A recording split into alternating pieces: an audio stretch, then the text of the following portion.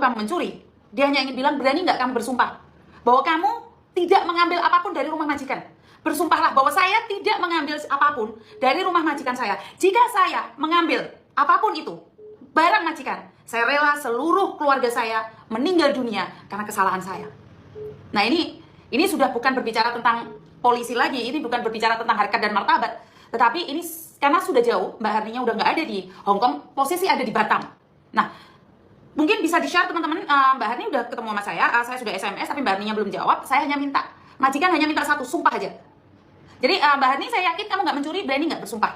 Kirim videomu, dan kamu bersumpah bahwa apa yang dituduhkan majikanmu tidak benar. Jadi cuma satu aja ya, pedomannya, kalau kamu berani bersumpah, kita angkat dalam video, kita masih bisa percaya apa yang kamu sampaikan. Tetapi jika kamu sama sekali tidak membalas sumpah majikan, karena majikan sudah bersumpah sekarang ya, majikan sudah bersumpah sekarang. Saya tidak ikut campur ya, karena saya tidak dapat uang dari majikan, saya nggak dapat uang dari Mbak Harni. Saya tidak membela. Artinya apa? Hati-hati kerja di rumah majikan. Sekarang saat polisi tidak bisa bertindak, karma yang akan berlaku. Ngeri loh ya, ini sumpahan pertama majikan Hong Kong loh. Ke orang Indramayu ya. Ini tolong Indramayu hubungin keluarganya untuk ngasih tahu Mbak Harni ya. Biar kita semua tidak main-main. Karena ini sudah beda negara. Polisi Hong Kong nggak akan datang untuk menjemput dia, tetapi ini adalah hukum alam. Hukum alam, menabur dan menuai. Sekali lagi ini adalah hukum alam ya. Karena dampaknya itu bukan sama kamu Mbak Harni, dampaknya pada kita. Kita semua. Itu majikannya punya pembantu, akhirnya pembantunya tidak dipercaya lagi. Oke Mbak Harni muncul. Jadi tolong klarifikasi sekali lagi. Tadi kan saya nanya sama kamu, jika majikanmu ada di depanmu, apa yang ingin kamu katakan? Dan kamu katakan, saya tidak ada yang harus saya sampaikan. 同埋咧，頭先我問咗姐姐，要不當我係你個僱主，你而家同我傾緊偈，有冇嘢講俾我聽啊？佢有冇？係，佢係咁樣講啊。因為我希望佢講乜嘢都希望啦，但係佢話冇嘢講。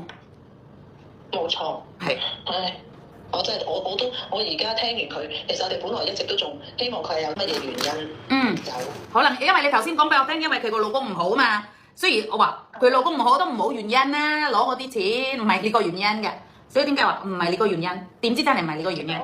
其實我本來有諗過佢一個好嘅原因嘅，我知道佢好錫佢個女，我亦都明白做媽媽佢未離開過個女嘅，好明白佢要離開要照顧個即係同個女分開咧，佢係好傷心嘅，所以其實我係有諗到一點咧，佢係因為見到嗰嚿錢，而嗰嚿錢其實足夠佢喺印尼3年都唔需要做嘢㗎啦，咁佢其實就可以攞住嚿錢翻去同個女一齊讀幼稚園啊，開心咁樣攞多3-4年嘅成長，睇住佢個女而家4-5歲，最緊要嗰段時間去成長，我亦都有將心比己去諗佢其實係因為咁嘅原因，都想原諒佢嘅。但係而家佢原來將所有嘢都話原來我刻薄佢，我真係對佢心死到咧，我完全都冇係怪佢話啲乜嘢嘢，我仲繼續讚佢，其實佢做嘢好好啊，點解會咁啊？跟住我都會話，可能佢有日佢真係可能買咗嚿錢，令到佢個貪心起咗，想攞嚿錢同個女翻去一齊生活，唔使做嘢幾年陪住，因為自己都有啲小朋友喺度，自己都明白其實好想喺佢身邊嘅，咁我都用呢個心去諗佢，但我冇諗過佢。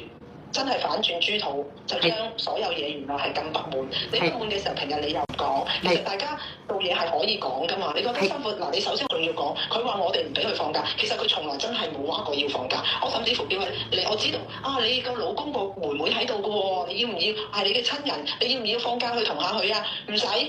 佢淨係會問我攞錢嘅，出去使錢，出去放假即係等於使錢，我唔需要放假，淨係我有個5歲大嘅女，佢要讀書，我要錢，佢仲成日咁講，但我都驚佢辛苦啊，所以我照1個月俾2日佢，叫佢你唔出去啦，唔出去咁你喺屋企休息啦，但係我照俾錢你，我仲有呢啲咁嘅福利俾佢，但我唔明白點解佢全部可以倒轉晒嚟講咯。真係你講嗰啲咧，佢話唔係咁樣咯。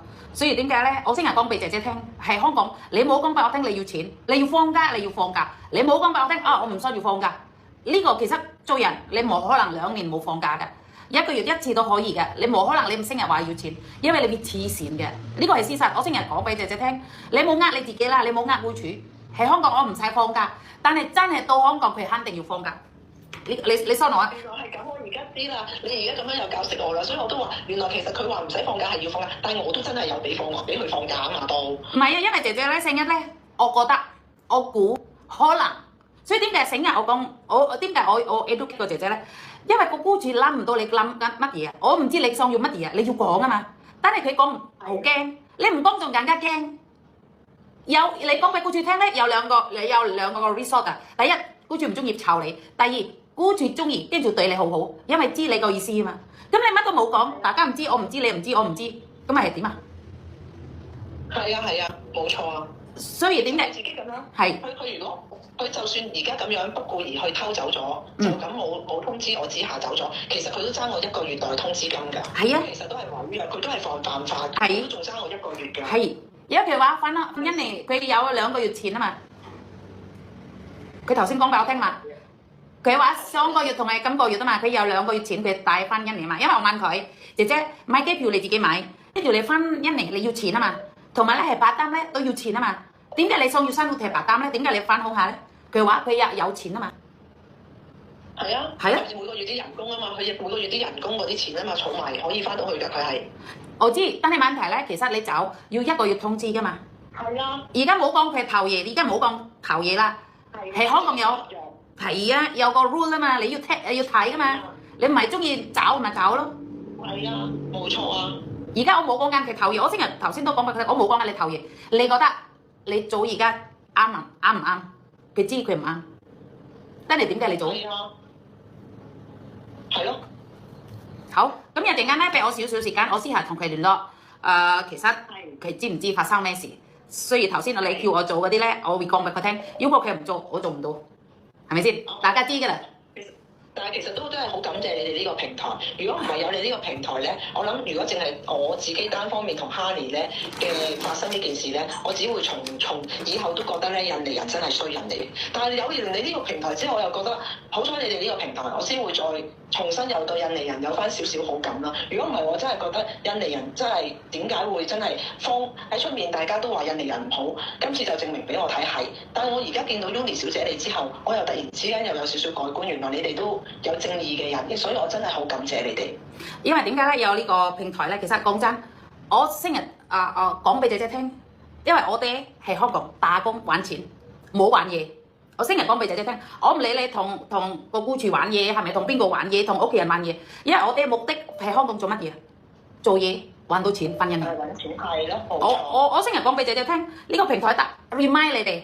你哋唔會係香港㗎，我同香港人結婚，我都諗下生活翻印尼㗎，所以其實係印尼好舒服、好幸福。如果你有錢，你有錢，你係印尼真係好舒服㗎，好幸福㗎。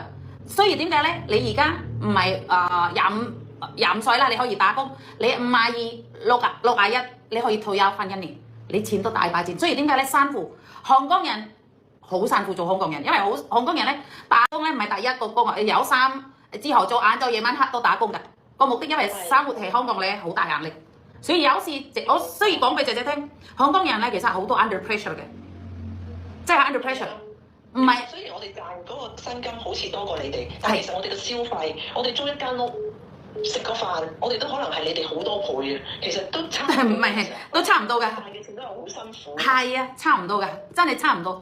所以點解咧？我哋個脾氣好差，所以點解咧？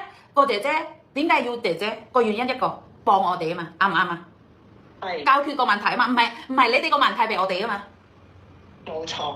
所以其實我喺呢度 educate 個姐姐，揾到錢覺得夠啦，翻印尼。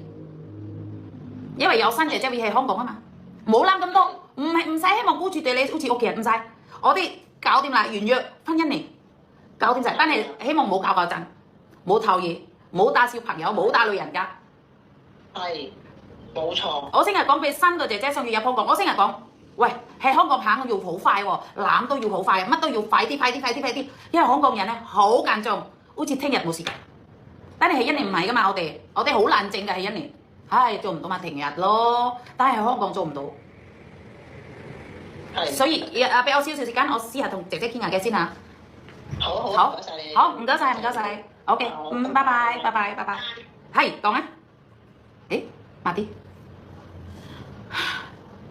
Berani majikan mau hanya minta sumpah di ujung cerita, dia hanya untuk minta sumpah itu, dan itu akan menjadi sumpah serapah untuk kita semua jika kamu tidak berani mengucapkan itu.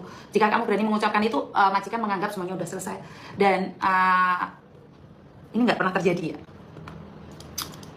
Kenapa harus cari konten kreator padahal sudah ada polisi, laporan semuanya? Artinya adalah saat polisi tidak bisa menembus ruang dan waktu, doa netizen ini ya khususnya yang ada di Batam atau keluarga tetangganya Mbak Harni, apakah ada perubahan?